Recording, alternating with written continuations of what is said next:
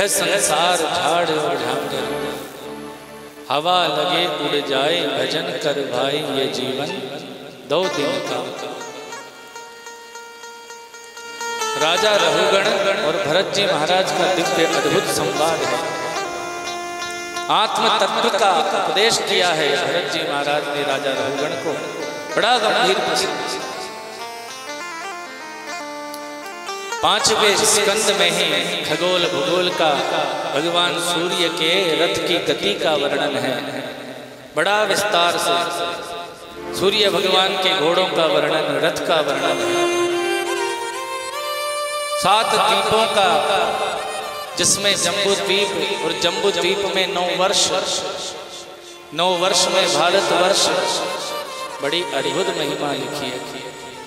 ग्रह नक्षत्रों का, ज्योतिष शास्त्र का बड़ा विवेचन किया गया है 5वें स्कंद में। बंधुओं,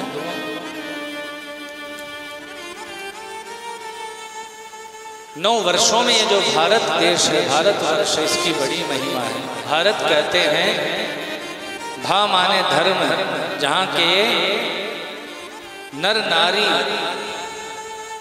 हमेशा धर्म में रत रहते हैं, उस देश का नाम है भारत।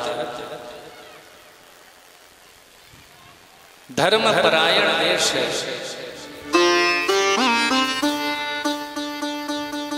गौ गंगा गायत्री इनका देश है भारत। गौ माता, गंगा और गायत्री के बिना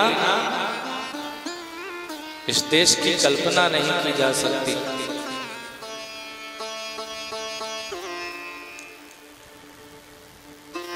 पूरा का पूरा विश्व ही भगवान का बनाया हुआ, रचाया हुआ। इसलिए पाश्चात्य जगत हो, चाहे विश्व का कोई भी स्थान हो, कोई भी देश हो, निंदनीय कोई नहीं है, सब वंदनीय है। लेकिन पूरे विश्व में भारत की अपनी महिमा है। भले ही पूरे संसार को भगवान ने ही बनाया है। जैसे हमारा शरीर का चाहे कोई सा अंग हो, प्रत्येक अंग हमको प्रिय है, लेकिन इस शरीर में भी हृदय की जो धड़कन है उसका विशेष महत्व है। वो धड़कन यदि रुक जाए, पूरा का पूरा शरीर ऐसे कैसे पड़ा रह जाता है। पूरे विश्व को, पूरे जगत को परमात्मा ने ही बनाया है, परंतु इस विश्व भर में भारत देश की बड़ी महिमा है, जो पूरे संसार को धर्म की शिक्षा दे रही है। अहो अमीषा किम कार्य सोहम, प्रसन्न एषां श्रीदुतः स्वयं हरे,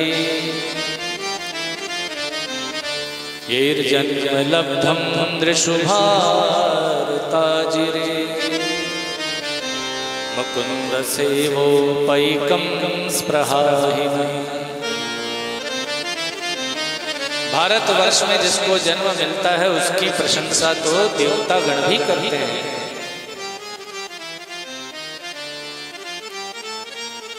बड़े गौरव की बात है कि भारतवासी हैं, गंगा गाय गायत्री वाले हैं हम लोग। यदि हमारे पास में ये विरासत नहीं होती, गौ माता नहीं होती, गंगा नहीं होती, जो समृद्धि है, बड़े बड़े ग्रंथ हमें प्राप्त हुए ऋषि मुनियों की कृपा से, उनकी तपस्या से, ये विरासत हमारे पास में नहीं होती तो सच मानना हम बड़े दरिद्र रह जाते हैं।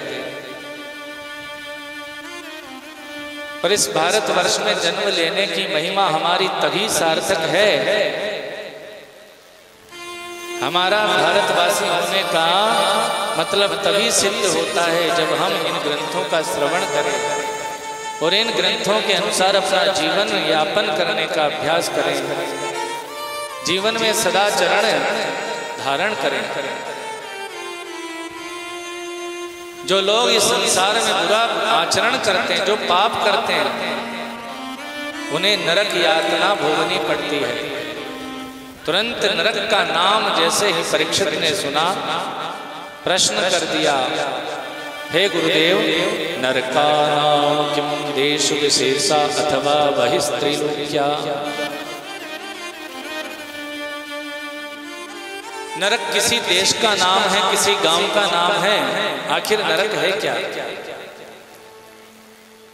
सुखदेव जी महाराज कहते हैं, जो लोग पाप कर्म करते हैं उन्हें यमराज के दूत गले में रस्सी बांध करके यमपुरी की यात्रा देने के लिए ले जाते हैं।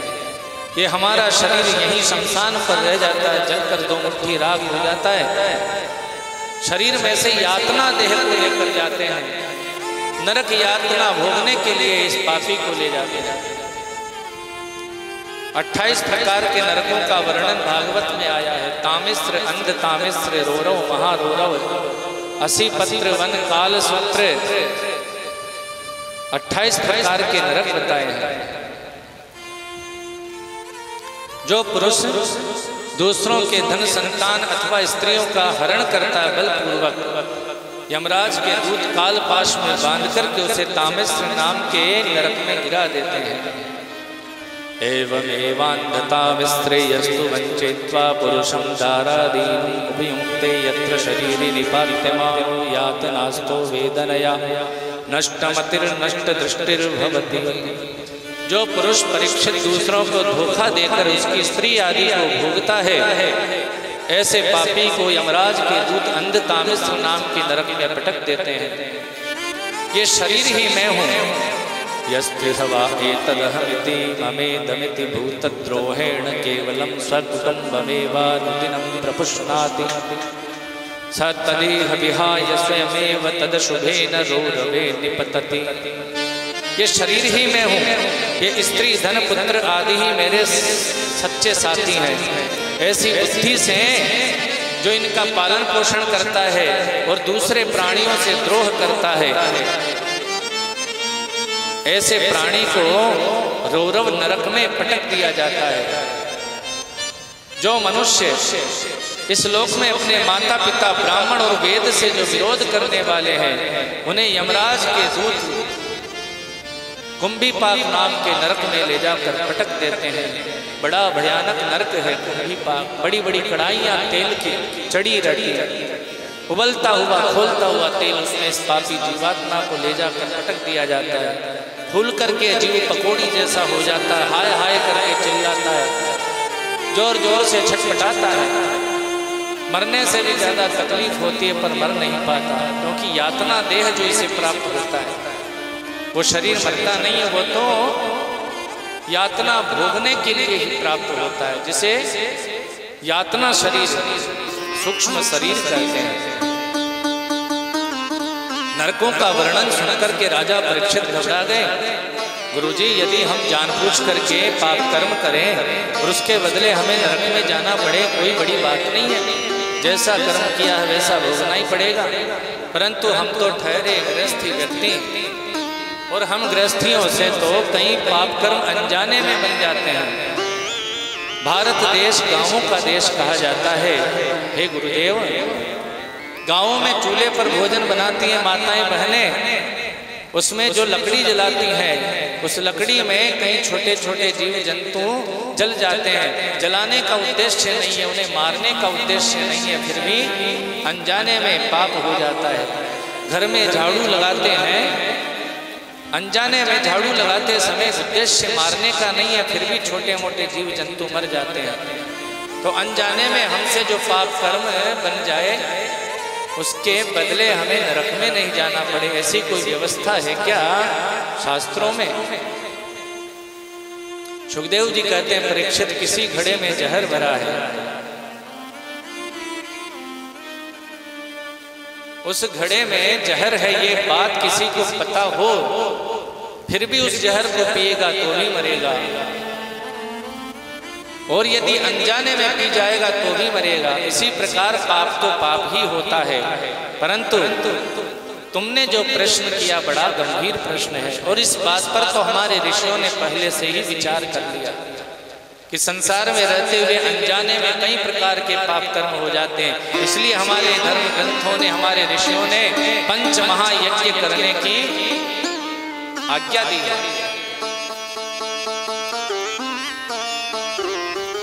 सरल भाषा में सुन लीजिए, द्वार पर कोई भी मांगने वाला आ जाए, कोई भी याचक आ जाए, अपने सामर्थ्य के अनुसार उसका सत्कार अवश्य करें। याचक को बिना दिए हम लौटाते हैं तो हमारा पुण्य लेकर चला जाता है।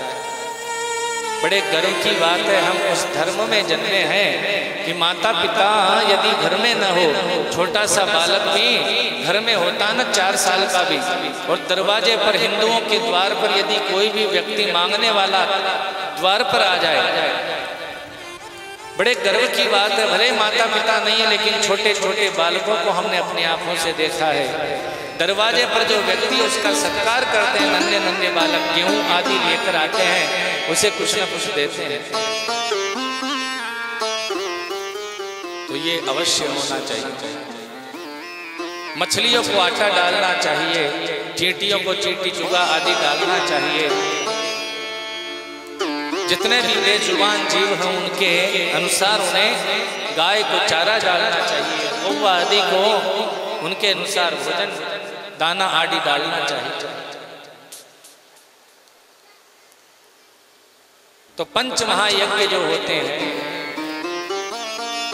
प्राचीन भारत में तो प्रत्येक गृहस्थी व्यक्ति प्रतिदिन हवन करता था, अग्निहोत्री होता था। ब्रह्म यज्ञ, देव यज्ञ, नृ यज्ञ, मनुष्य यज्ञ, भूति यज्ञ, अतिथि यज्ञ। तो पंच महायज्ञ करने का आदेश है। प्रतिदिन हम भोजन करने से पहले पहली रोटी गौ माता को दें, यह भी बहुत बड़ी बात है। हम ऐसा करेंगे तो आपकी हमारी संतानें, हमारी संतति इस बात को देखेगी, और वो भी तभी करेगी जब हमको देखेगी। इसलिए हमारा कर्तव्य पहली रोटी का अधिकार गौ माता। चूल्हे में जब भोजन बनाती है माताएं तो ये करती हैं, पहली रोटी बनते घी लगाकर बूरा लगाकर चूल्हे में अपने देव को अर्पण करती है। ऐसा करने से भगवान को भोग लग जाता है, ऐसा मान लिया जाता है। तो छोटे छोटे काम हैं, परंतु भावना से यदि किए जाएं, थोड़ा सा धर्म का आचरण भी यदि श्रद्धा पूर्वक किया जाए, धर्म स्वल्पोपि मात्रस्य महापातक नाशनम, थोड़ा सा किया हुआ धर्म का आचरण भी जीव को महान भय से मुक्ति दिलाता है।